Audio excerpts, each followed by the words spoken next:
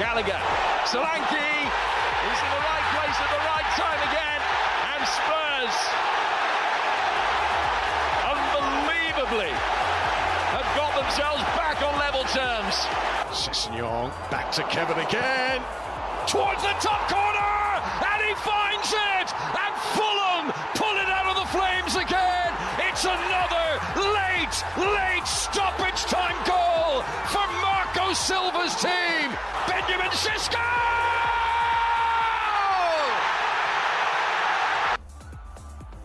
Premier League England torbee 24ffatiin kaleessa Arsenal sun taphattiin kan milkaa'e sanbatamuu gara dirree seenuudhaan qabxii 3 milkeeffateera isa waliin waancaadhaaf morkachaa kan jiran Aston Villaan yoomuu mo'atamuu Manchester City ammoo 2-0 dhaan dursaa ture qabxii 3 harkatti galfatee ture Tottenham waliin kan inni qoddate kaleessa tapha cimaa torbee kanaatiin Tottenham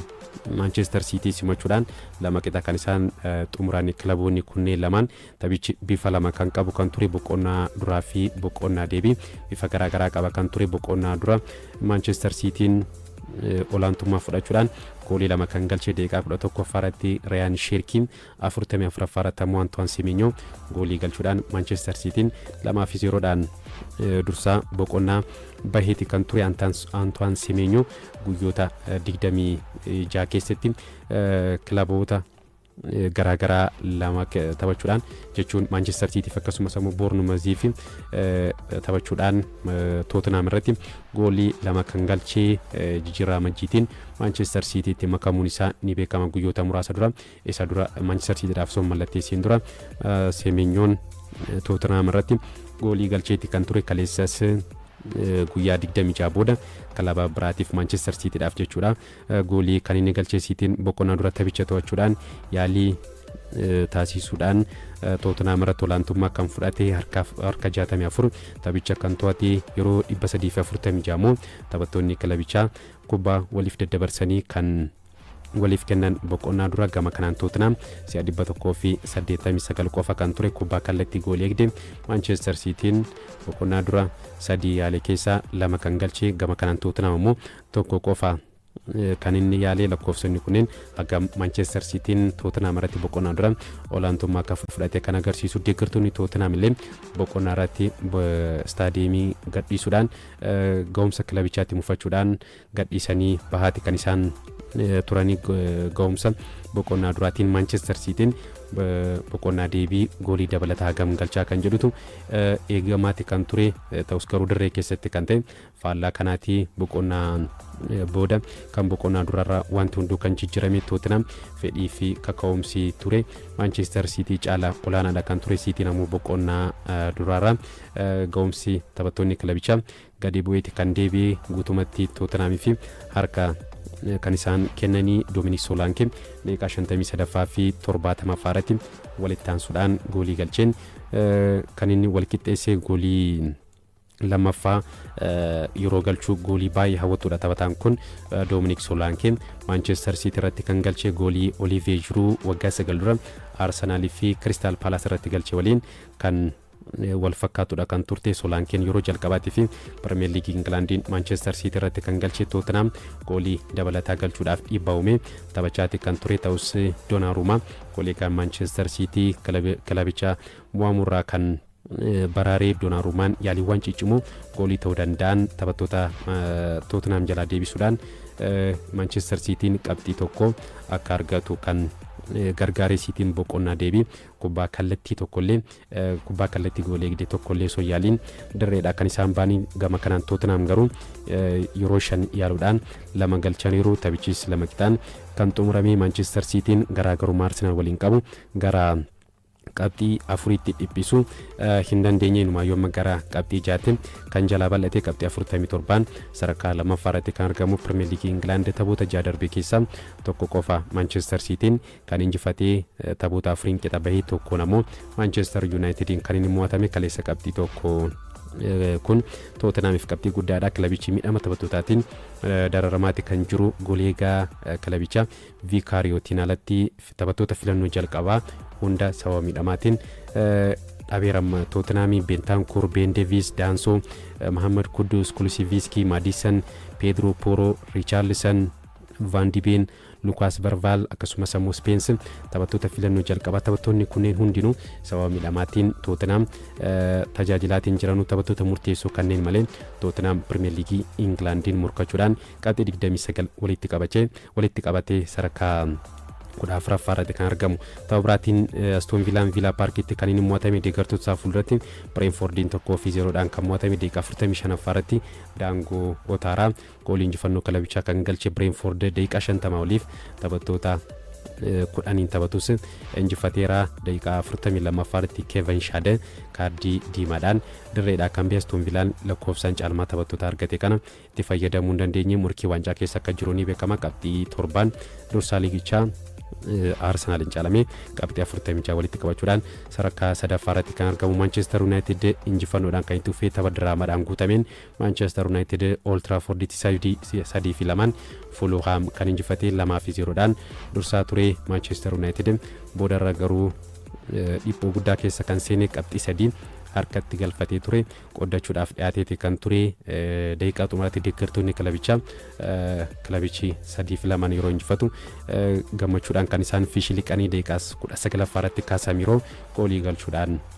dursa kan qabachiisee rukuttaa dabbiirraa addaan itti bu'uudhaan Casemiro kan galchee jalqaba abbaa murtee taphichaa peenaalitii Manchester Unitediif kennaniiti kan isaan turanii. Boodarra garuu gargaartonni abbaa murtee balleessaan sarara peenaalitiin ala jechuudhaan erga itti manii booda rukuttaa peenaaltii kana gara rukuttaa dabbiitti kan jijjiiranii ta'us Manchester United rukuttaa dabbiirraa goolii galchuudhaan dursaa boqonnaa kan ba'e boqonnaa deebi'ee daqiiqaa 52ffaarratti Maatiyaas Kunyaa goolii hawwattuu galchuudhaan Manchester United 2-0dhaan akka dursu kan gargaaree kubbaa kana Casemiroodha kan mijeessee fi Casemiro goolii isaa 5ffaa bara dorgommichaatiin galcheeraa gana dhufu bilisaan United akka gadhiisu ni beekama. United walii galtee taphataa kana dheeressuu akka hin barbaanne ifoomsuun isaa ni beekama. Fulham daqiiqaa xumuratti garuu gara taphaatti kan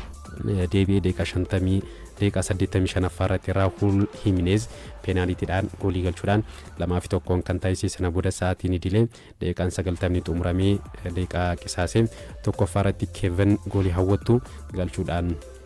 kan inni walqixxeessee sarara peenaalitiin alarraa goolii bareeduudha. Taphataan kun kan inni galche lammiin Biraazil kun Premier League Englandiin goolii isaa jalqabaatti kan galchee taphichis 2 qixa waan xumuramu fakkaateetti kan ture. Deeggartoonni Manchester United kilabichi 2 qixa yeroo turu staadiyeemii keessa turan mataa gadi qabatanii yeroo itti gaddanitti sa'aatiin idilee daqiiqaa 90 xumuramee afuraffaarratti Benjamin Sesko goolii injifannoo sadaffaa Manchester Unitediif galchuudhaan staadiyeemii Old Trafford deeggartoonni kilabichaa buufataniitii turan gammachuudhaan kan isaan goolii kana goolii injifannoo kilabichi ittiin galche sanaan kan isaan staadiyeemii keessatti burraaqaatii turanii kubbaa kana Bruno Fernandes kan mijeessee fi Bruno Fernandes kaleessa kubbaa goolii gale 2 kan inni mijeessee tokko Benjamin Sesko tokko ammoo Casemiroodhaaf mijeessee kan kenne ga'umsa addaa Michael Carrick jalatti mul'isaati kan jiru. Taphataan kun Amorim jalatti gara sarara gidduu ittisarratti duubatti deebi'ee taphachaatti kan ture. Sarara gidduu lakkoofsa 6 amma garuu Michael Carrick lakkoofsa 10 irratti bilisummaadhaan akka taphatu erga taasisanii booda taphattoota sarara fuulduraatiif kubbaa mijeessaatti kan jiru. Manchester United taphoota 3 walitti aansee Premier League Englandiin kan injifate Manchester City Arsenal Fulham irraa aanuudhaan qabxii 3 kilaboota kanneen irraa qabxii 9 kan walitti qabatee Michael Carrick kilaba qabxii dhabuurraa gara daandii injifannootti kan deebisee taphoota 3 durse hunda injifateera. Ruben Amorim leenjisaan duraanii Manchester United taphoota 3 Manchester United yeroo dursan taphoota 3 walitti aansanii injifachuudhaaf taphoota Premier League England 36 kan isaan barbaachise. Carrick garuu 3 durse sadanuu kan inni milkaa'ee hirmaannaa Champions League Awurooppaa argachuudhaaf Manchester United Chelsea fi Liverpool waliin morkachaatti kan jiru qabxii 41 walitti qabatee sadarkaa afuraffaarratti kan argamu. Tapha kaleessaatiin dura deeggartoonni Manchester United muraasni abbootii qabeenyaa kilabichaa mormaniiru. Maatii Gileezarii fi Sir Jim Ratcliffe irratti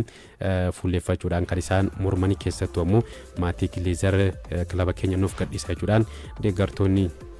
tapha Manchester United Fulham simateen dura kan isaan komatanii sanbata Arsenal Leeds United dirree finaalaa Leeds United waliin taphachuudhaan 4-0dhaan tapha kana kan injifatee Zubimendi akkasumas ammoo Darloo gara ofirratti kan galchee goolii egaa Leeds United sana booda ammoo Victor Gyökeres akkasumas ammoo Gabriel Jesus goolii dabalataa galchuudhaan 4-0dhaan Arsenal tapha kana kan injifatee taphattoonni Arsenal taphichaan ga'umsa baay'isa kan isaan mul'isanii Zubimendi dorgomii hundaanuu goolii 5 Arsenaliif galcheera seenaa kubbaa miilaa isaatiin yeroo jalqabaatiif goolii 5 taphataan kun kan galchee Arsenal keessatti goolii hedduu galchuudhaan liigichaan dursaati kan jiru Victor Gyökeres goolii 6 kan galchee sana booda immoo Trossard 5 galcheera taphattoonni garee faallaa immoo Arsenaliif Premier League Englandiin goolii 5 garee ofirratti kan isaan galchanii tapha sanbata darbeetiin Bukayo Saka filannoo jalqabaatiin gara dirree seenuudhaaf filatamus taphicha eegaluudhaaf yeroo qaama ho'isuu sababa miidhamaatiin bakka isaa Madueke bu'uudhaan kan taphate Maduekeen boqonnaa dura kubbaa goolii galee 2 kan mijeessee kanaanis ammoo guyyoota 412 booda Premier League Englandiin kubbaa goolii galee kan inni mijeessee yeroo xumuraatiif bara 2024 mijeesseeti kan ture tapha biraatiin Liverpool 4-1 Newcastle United kan